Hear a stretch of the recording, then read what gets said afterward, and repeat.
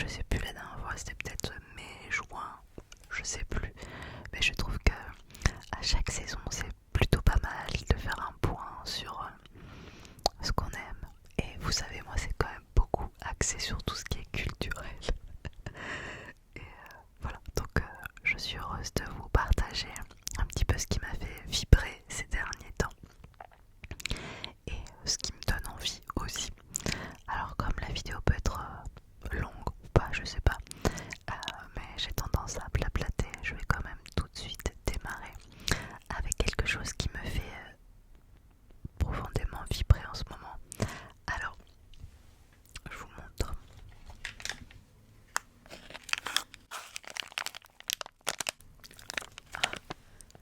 En plus c'est sympa comme bruit.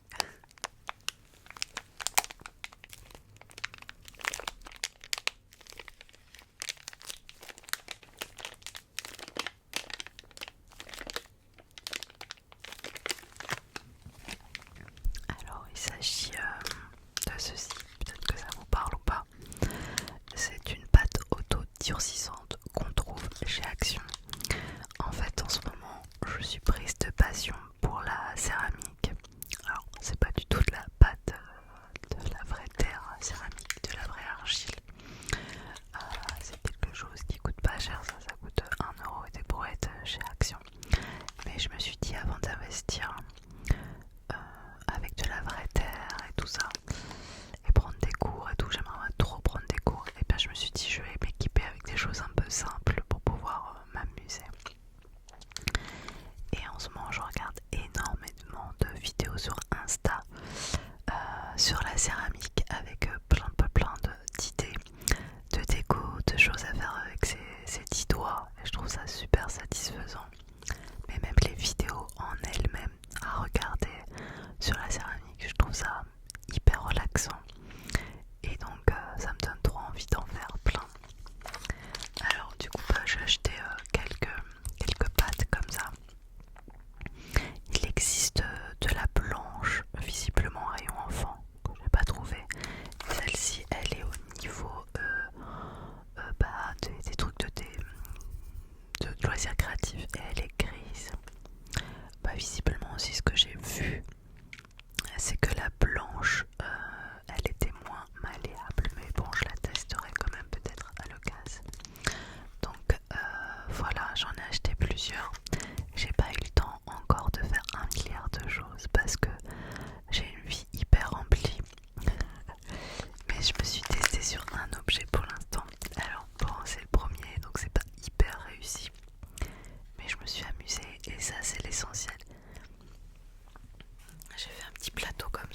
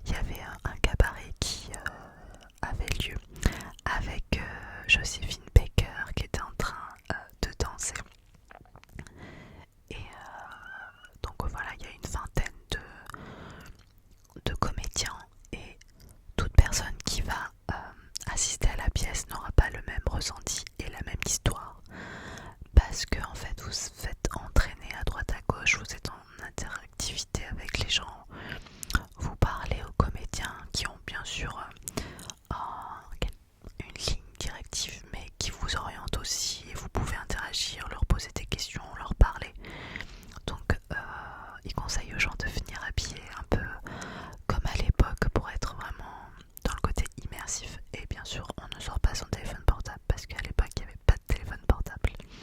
On nous donne une carte pour nous dire qui nous sommes, histoire d'avoir un métier qui est en concordance avec l'époque également, parce que si vous dites si un comédien vous demande comment vous vous appelez et que qu'est-ce que vous faites dans la vie, que vous répondez je fais du marketing digital, forcément ça va pas aller dans ces années folles. Donc c'est pour ça qu'on vous donne aussi un rôle. Et donc c'est sympa, il y a plein de pièces, on se déplace, il y a un décor incroyable et on peut du coup suivre plein de petits scénarios différents. Et du coup j'en ai parlé avec un collègue de boulot qui est allé l'année d'avant et on n'avait pas vécu exactement la même soirée et c'est ça qui est hyper marrant en fait. Et après la soirée on a discuté avec des gens, on a été au rooftop du Palais de la Mède pour boire un verre, on a discuté avec des personnes qui avaient assisté également à cette pièce immersive et ils n'avaient pas du tout vécu la même chose, ils n'avaient pas suivi les mêmes comédiens, ils n'avaient pas interagi de la même manière et c'était hyper marrant. En vrai c'est hyper chouette à vivre, j'ai pas vu le temps passer et c'était une soirée comme j'aimerais trop en refaire. Si vous avez l'occasion de faire ce genre de soirée immersive, c'est unique dans son genre. En fait ça m'a peu fait penser à la série Westworld où on se retrouve dans Westworld, on est dans un parc d'attractions avec des robots qui ont un peu un scénario attitré et on peut interagir avec eux. Puis là c'est de la même manière. Et seulement voilà, c'était dans le mode casse-pile magnifique. C'était extraordinaire, j'ai adoré. Autre moment culturel que j'ai vécu récemment, là c'était il n'y a pas très longtemps, puisque j'y suis allée en septembre. Je suis allée le samedi 28 septembre. Je suis allée à Antea, qui est une salle de spectacle extraordinaire qui se situe à Antibes. Et j'ai été voir la vie de Charlotte Salomon. Je sais pas si vous savez qui c'est Charlotte Salomon, c'est une artiste peintre qui est morte à l'âge de 26 ans, déportée pendant la guerre, une artiste peintre juive qui a fui Berlin et qui est arrivée dans le sud de la France, à Villefranche-sur-Mer, vers chez moi tout simplement, puisque c'était une zone libre. Ensuite c'était plus une zone libre. Ouais. Je sais pas si vous avez lu Charlotte, le livre de David Fuenquinos qui parle justement de cette peintre de talent. En fait, David Fuenquinos avait eu de nombreux prix d'ailleurs pour ce livre, qui est une vraie petite pépite. Si vous avez l'occasion de le lire, il est vraiment chouette. Il avait eu d'ailleurs le prix concours du lycéen, le prix Renaudot des lycéens pour ce livre. On lui a demandé de réadapter son texte. Donc il a réécrit tout son texte et il a demandé à Audrey Tautou, qui est une amie à lui, qu'il a connue, avec qui il avait déjà travaillé pour l'adaptation de son livre La Délicatesse au cinéma. Et donc il a demandé à Audrey Tautou si elle pouvait faire une lecture musicale de ce texte sur scène. Alors, il faut savoir que Audrey Tautou était en pause de sa carrière et qu'elle n'a pas spécialement envie d'avoir une activité intensive. Et puis, elle est pote avec David Fuenquinos, elle a énormément aimé le projet. Et aussi, elle s'est dit, bon déjà, il n'y a pas énormément de dates partout en France parce qu'elle voulait pas faire un grand retour. Et puis, elle s'est dit que aussi par rapport au devoir de mémoire, ça l'intéressait énormément de faire cette lecture théâtrale. Donc elle n'incarne pas Charlotte Salomon, elle lit le texte de David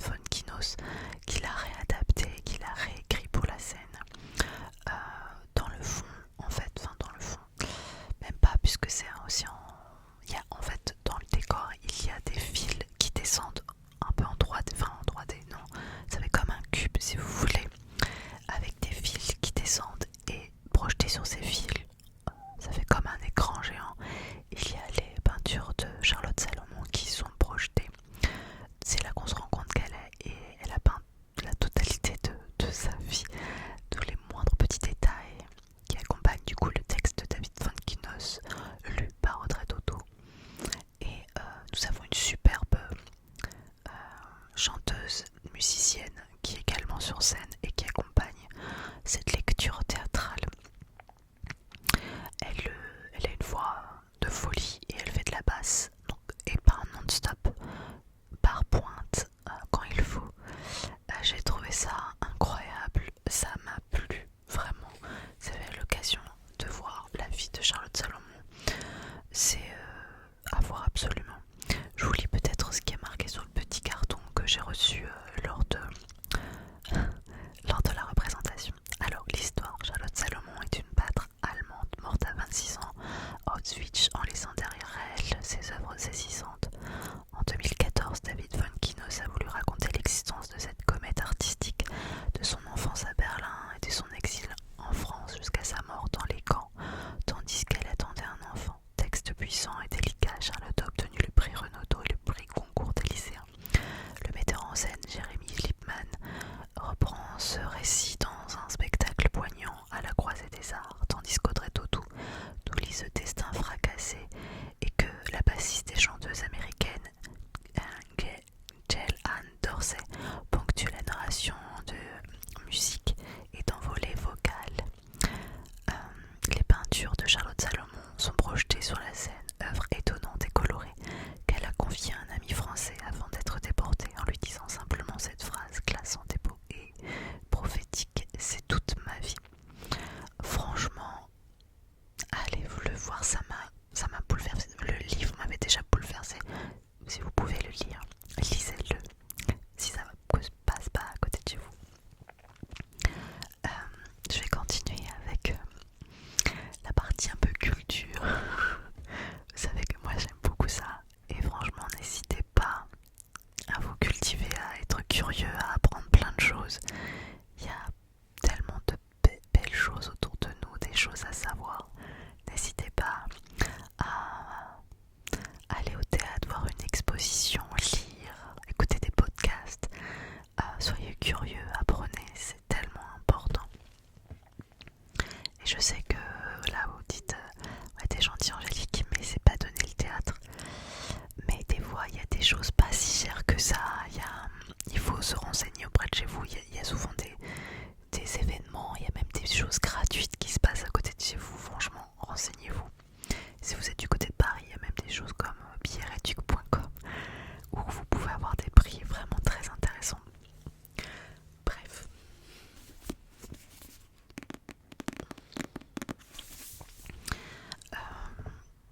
Je vais vous parler de l'heure des femmes d'Adèle Préau. C'est une amie qui me l'a prêté en me disant bah ça parle d'une animatrice radio, ça va te plaire, parce que pour moi je suis une ancienne animatrice radio. Alors ça parle de Ménie Grégoire. Peut-être que les plus anciens connaissent Ménie Grégoire, les plus jeunes ne connaissent peut-être pas. Dans la fin des années 60, Ménie Grégoire, en fait c'était une bourgeoise parisienne et elle a décidé d'écrire dans un magazine pour les femmes. Elle a été on s'est un peu moqué d'elle, oh, qui va lire ça, tout ça. Et puis finalement ça a tellement bien marché qu'un jour RTL s'est intéressé à elle et lui a proposé de faire une émission. C'était un peu le début des radios libres. Elle a fait une émission pour les femmes, qui parle des femmes. Et du coup les gens envoyaient des lettres pour leur parler de leur vie. Elle lisait une lettre à l'antenne et puis après elle débriefait et elle prenait aussi après un témoignage à l'antenne et puis elle aidait énormément. Il faut savoir qu'à cette époque c'était très tabou tout ce qui était autour de la femme. La femme devait rester un peu à la maison, entretenir la maison, faire à manger pour son mari et ses enfants, et s'occuper du petit foyer, et puis c'est tout, et répondre aux désirs de l'homme. Et si elle n'était pas contente, c'était pareil. C'était une époque aussi où l'éducation sexuelle était très limitée. C'était à peine si on savait comment on faisait des bébés presque dans certains endroits.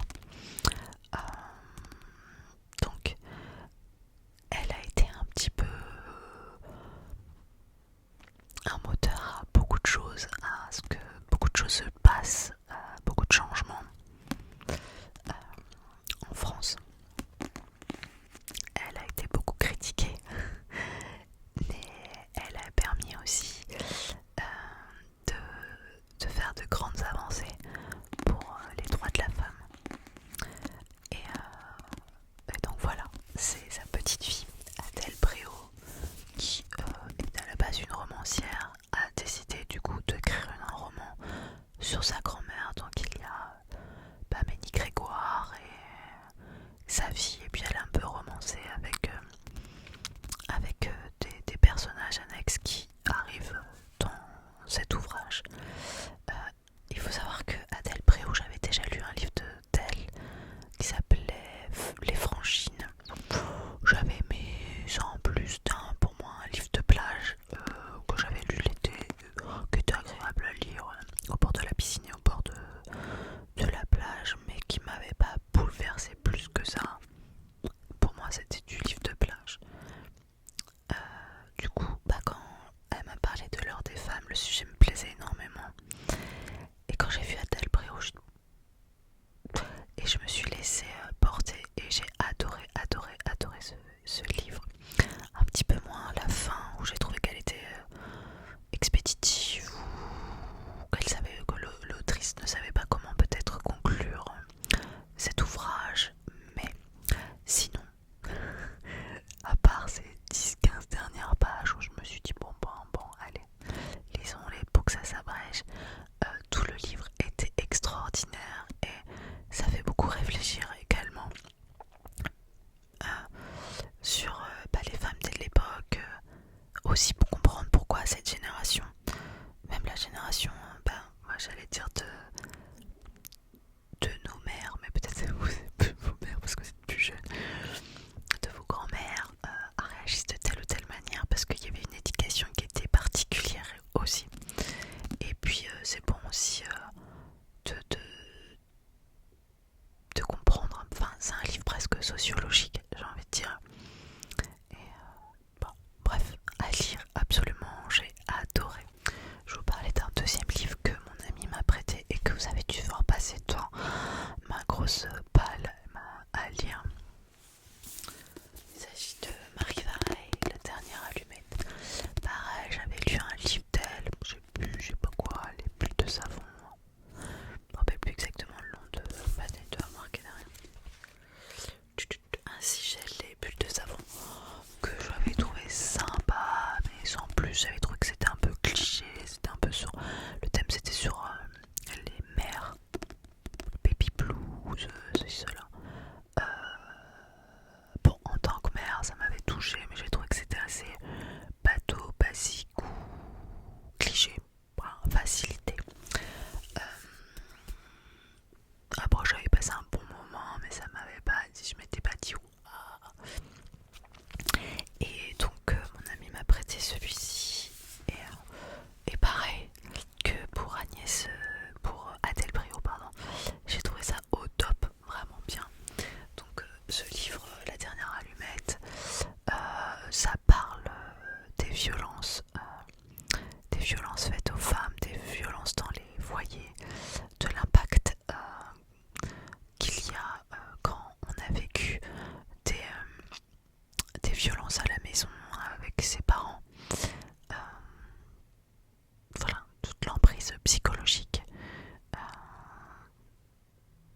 Voilà, j'ai vraiment apprécié. Je vous lis la 4e de couve. Depuis plus de 20 ans, Abigail vit recluse dans un couvent en Bourgogne. Sa vie d'avant, elle a en grande partie oublié. Elle est même incapable de se rappeler l'événement qui avait basculé sa destinée et l'a poussée à se retirer du monde. De loin, elle observe la vie parisienne de Gabriel, son grand frère, dont la brillante carrière d'artiste et l'imaginaire rempli de poésie sont encensés par la critique. Mais le jour où il rencontre la lumineuse Zoé et tombe sous son charme, Abigail ne peut s'empêcher de trembler, car elle seule connaît vraiment son frère. Un trésor de sensibilité et d'émotion brillamment construit, Marie Vareille démontre une nouvelle fois son talent unique pour nous tenir en haleine de la première à la dernière page. Oui, parce qu'il y a des rebondissements à l'intérieur, il y a des révélations. Ce que j'ai apprécié aussi, c'est de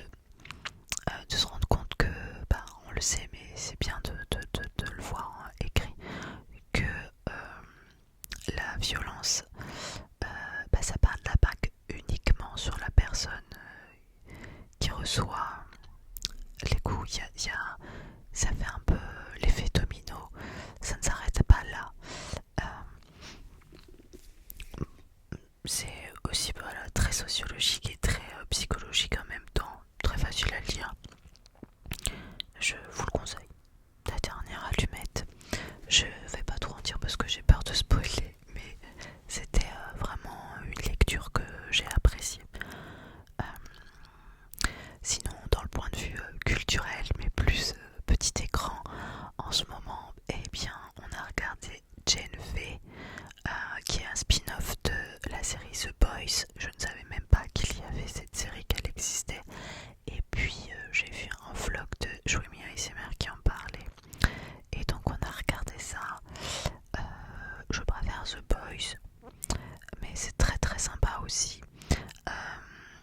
Alors attention, c'est pas pour les plus jeunes, parce que je sais qu'il y a beaucoup de jeunes qui regardent la ASMR. C'est quand même ultra glauque et violent. Donc ce n'est pas pour les plus jeunes. C'est ok, ça parle de super-héros. C'est gore. Voilà, c'est gore. On regarde pas ça quand on est jeune. Quand on est trop jeune. Donc là, c'est le même principe que The Boys, des super-héros. Et là, c'est l'académie des super-héros. Très sympa, très sympa. Et là, on a commencé une nouvelle série. Mais je peux pas trop vous en dire pour le moment plus parce qu'on a regardé qu'un épisode. Mais pour l'instant, le premier épisode était pépite. Et je pense qu'on va se régaler. C'est sur Netflix. Ça s'appelle Chaos. C'est sur la mythologie, les dieux grecs qui sont, voilà, on les suit et tout. C'est trop bien. Trop bien. Enfin, le premier épisode, ça m'a trop plu. Donc j'ai hâte de voir la suite. Donc je vous ai parlé d'énormément de choses culturelles, mais histoire de vous parler d'autres choses quand même, je vais vous parler de ça.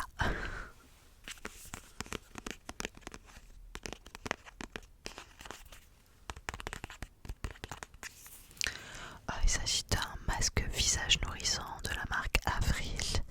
C'est au bord de karité bio.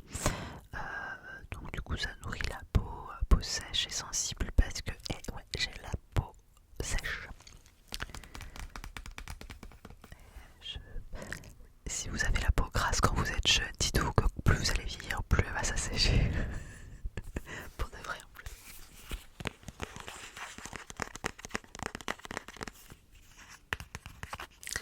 Après voilà, Avril c'est une marque avec des produits bio. Moi je l'ai acheté l'autre fois, j'étais avec une copine, on était parti faire un tour et elle voulait s'acheter du maquillage et on a été chez Avril parce que c'est une marque qu'elle apprécie. Une boutique, il existe plusieurs boutiques et on a été dans une boutique de chez Avril. Et ce que j'apprécie aussi, c'est que les prix, voilà, vous pouvez vous le permettre. 5€, voilà, 5€, le tube comme ça, je l'ai déjà utilisé, pas encore 1000 fois, je l'ai utilisé 2 fois, mais voilà, je sais que c'est quelque chose que je vais me servir assez régulièrement quand même, parce que quand je rentre de la piscine, puisque je vais à la piscine 2 fois par semaine, j'ai quand même la peau déjà de base assez sèche, et le chlore sur le visage, c'est pas top. Donc le soir quand je rentre de la piscine et que je me suis lavé le visage le soir de piscine, à place de mettre juste une crème hydratante de nuit, j'utilise un masque pour un peu effacer tout ce côté sec de la piscine. Alors pour vous lire l'arrière, c'est compliqué, j'ai pas mes lunettes et même avec mes lunettes j'ai du mal à lire.